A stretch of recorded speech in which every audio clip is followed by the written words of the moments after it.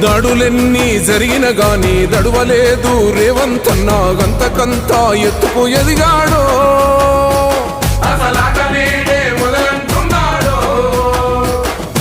ఒక్కనాడు ఊకోలేదు ఒక్కడయ్యి కొట్లాడాడు అందుకే పెద్ద నాయకుడయ్యాడో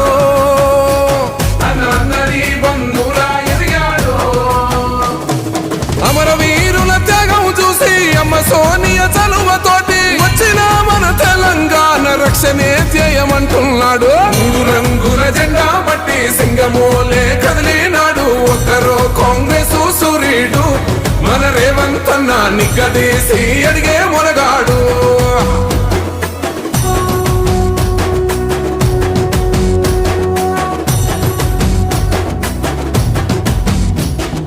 అహమంటూ లేనివాడు అందరినీ కలిపేటోడు ఆనాటి రోజు